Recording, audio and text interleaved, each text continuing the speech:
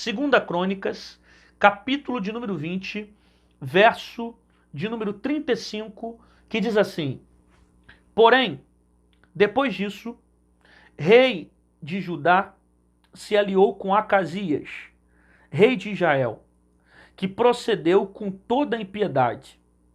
Versículo 35.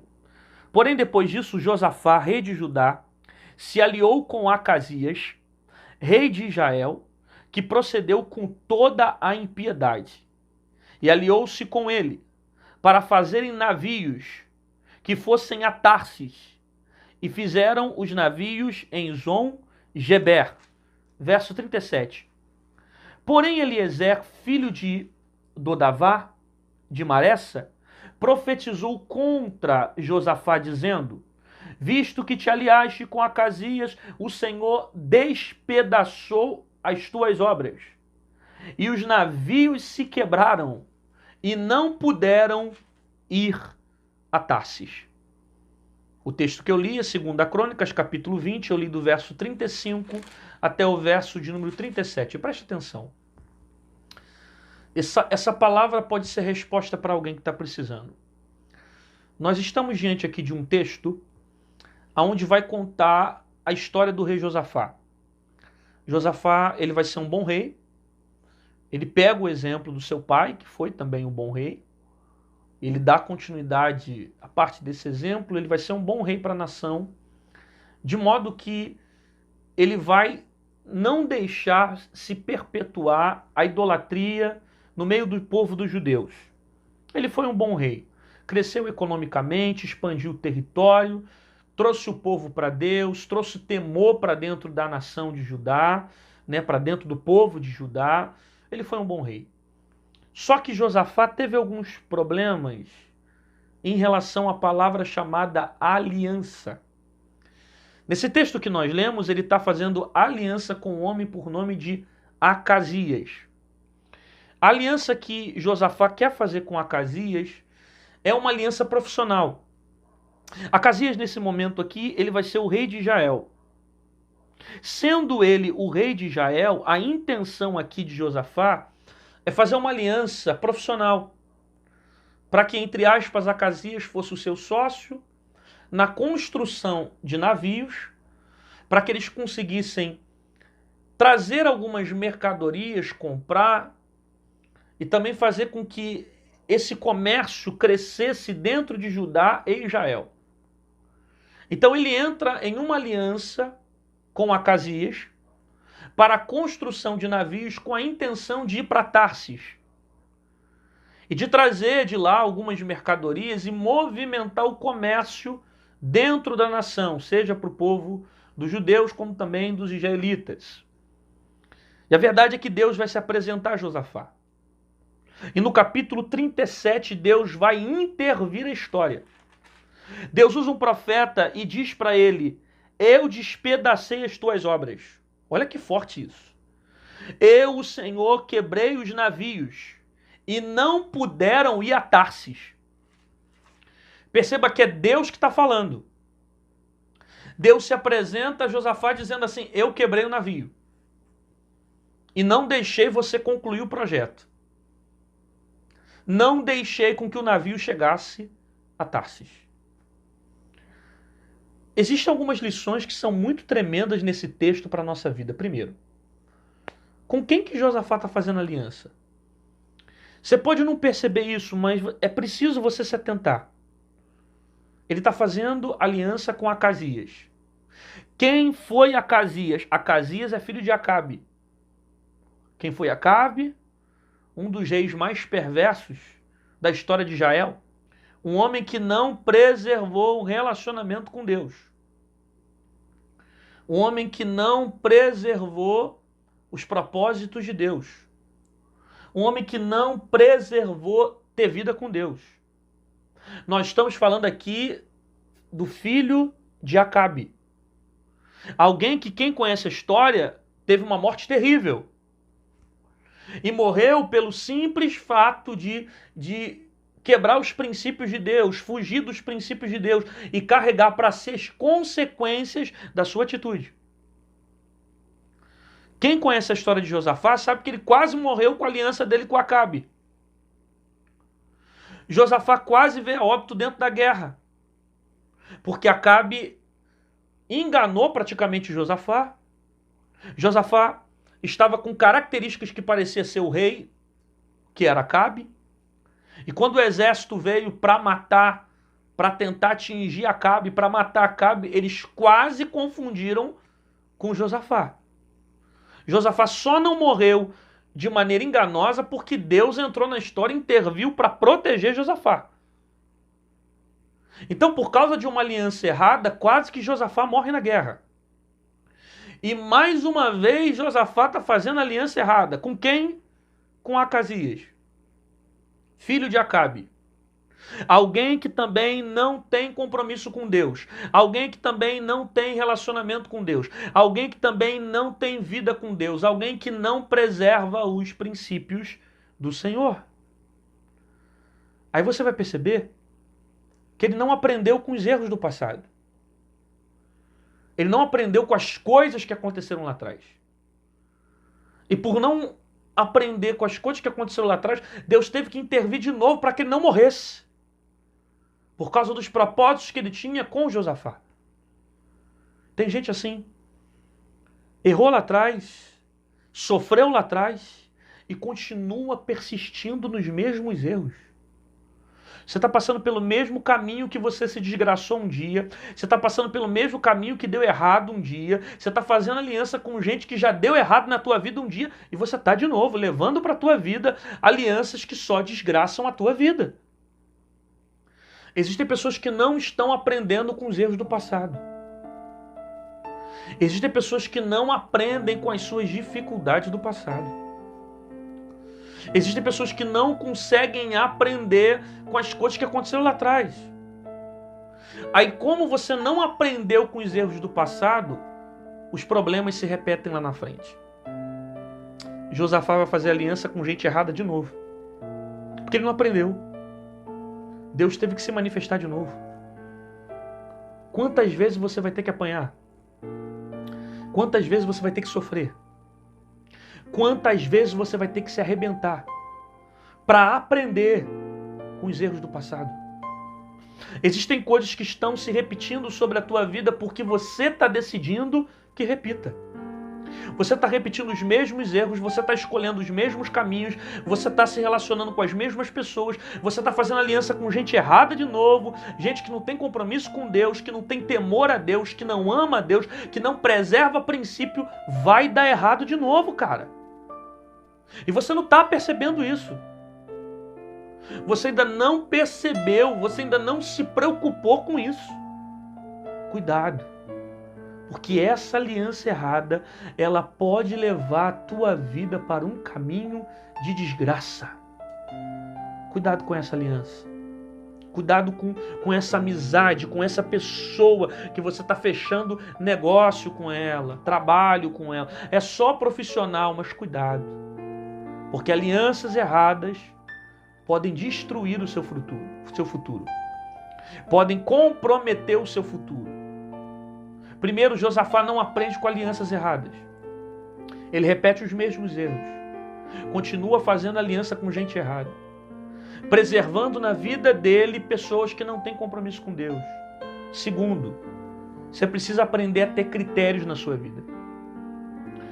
Você precisa ter critério para que as pessoas estejam presentes na sua vida, nos seus relacionamentos e nos seus negócios, na sua vida profissional. Às vezes você é uma pessoa comprometida com Deus, como Josafá era um bom rei. Era um homem que preservava princípios. Só que só você estar comprometido com Deus não é suficiente quando você faz aliança com gente errada. Eu posso te falar de textos na Bíblia de pessoas que morreram por causa de alianças erradas. Josafá quase morreu, Deus livrou. Mas no caso de Israel, teve uma guerra que muitos soldados, muitos homens morreram por causa de homens que não tinham compromisso com Deus, que estiveram de frente para a batalha.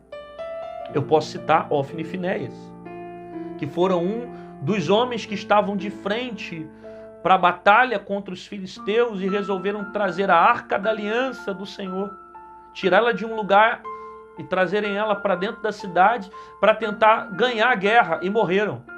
Muitos homens se perderam. Muitos homens perderam aquela guerra. Se não me falha a memória, 40 mil homens morreram. Por quê? Porque fizeram aliança com gente que não tinha compromisso com Deus. Cuidado com quem você está fazendo aliança. Você precisa ter critérios na sua vida. Você precisa ter compromisso na sua vida. Cuidado, porque às vezes você pode preservar caminhos, você pode preservar a Deus, você pode ter temor ao Senhor diante de certas coisas, mas a partir do momento que você leva pessoas que não têm vida no altar, que não têm compromisso com Deus, que não têm aliança com Deus, que você leva essas pessoas para a tua vida, você está trazendo tragédia. Você está trazendo desgraça. O que vai acontecer? Josafá vai fazer uma aliança com Acasias. A aliança é profissional. Vamos construir muitos navios. Alguns navios para a gente fazer o comércio, ir para Tarse, pegar mercadoria. Aí Deus usa um profeta. Eu quebrei o navio. Eu destruí as suas obras. Isso é Deus dizendo. É Deus se apresentando no capítulo 20, do verso 37, falando para Josafá, fui eu que quebrei o navio. Por que Deus falou que quebrou o navio? Porque Deus queria mudar o destino. E cara, essa palavra é muito tremenda, é muito forte. Porque Deus quebrou o navio para que alterasse o destino de Josafá. E Deus quebrou. Porque Josafá não teve coragem de quebrar. E como Josafá não quebrou, Deus foi lá e quebrou o navio. Porque Deus sabe que você não vai ter força para quebrar essa aliança. Deus sabe que você não vai ter coragem de romper certos relacionamentos. Deus sabe que você não tem força de quebrar certos navios. Então Deus vai lá e quebra. Deus vai lá e destrói. Deus vai lá e desfaz. Aí você questiona dizendo, Deus, por que aquele projeto não deu certo? Por que aquela casa não deu certo? Por que aquele negócio não foi para frente? Porque se Deus permitisse você continuar naquela direção, você ia se perder. Então Deus quebra o navio para não perder você. Deus destrói o projeto para não perder você. Deus fecha a porta porque te ama. Ele quebrou o navio porque te ama. Ele não quebrou o navio porque ele quer ter o mal. Ele não quebrou o navio porque ele quer ver você cair. Ele não fechou a porta porque ele quer ver você se desgraçar. Não, não é nada disso. Ele foi lá, quebrou a porta, quebrou o navio para mudar o seu destino. Porque ele sabe que o destino daquele navio iria te levar para uma vida de morte. Então, às vezes, Deus permite que algumas coisas sejam perdidas na nossa vida para que a gente não se perca. Eu vou repetir isso. Às vezes Deus permite que certas coisas se percam para que a gente não venha se perder. Às vezes Deus quebra o navio, Deus destrói as coisas que estão ao nosso redor para que essas coisas não venham nos destruir. E glória a Deus que Ele quebrou o navio. Glória a Deus que ele decidiu destruir a embarcação. Por quê? Porque é melhor quebrar o navio do que nos quebrar. É melhor quebrar as coisas do que nos quebrar. É melhor deixar Deus quebrar certas situações do que depois as situações quebrarem a nossa vida. É melhor Deus tirar certas coisas da nossa vida para nos livrar do que amanhã essas coisas deixarem feridas que venham marcar a nossa alma. Deus quebrou o navio para o navio não te quebrar. Deus quebrou a situação para a situação não te atingir. Deus quebrou a aliança com alguém porque Ele sabia que você não teria força para se desfazer dessa aliança. Então Ele foi lá para mudar o teu destino. Porque Ele perde o navio, mas Ele não perde você. Ele perde as coisas que você tem, mas Ele não perde você. Ele não te perde para diabo. Deus não vai te perder para o mundo, Deus não vai te perder para Acasias, Deus não vai te perder para Acabe, Deus não vai te perder para as festinhas do mundo, para os ambientes das drogas, Deus não vai te perder para a prostituição, Deus não vai te perder para as coisas que estão lá fora. Deus não te perde, Ele quebra o navio, mas não te perde, porque Ele te ama. Ele fecha a porta porque Ele te ama. Ele permite algumas coisas darem errado porque Ele te ama. Ele sabe que esse navio ia te levar à desgraça.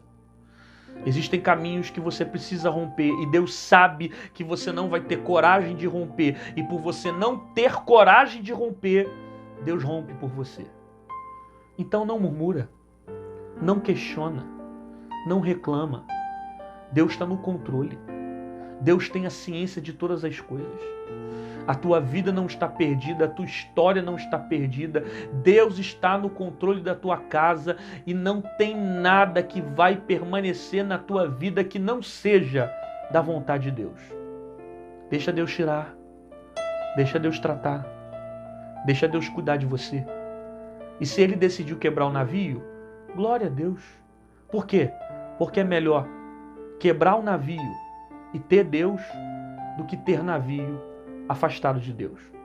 É melhor perder coisas e ter Deus sobre a nossa vida do que de repente ter tantas coisas e perder a presença de Deus. Foi Deus que quebrou o navio.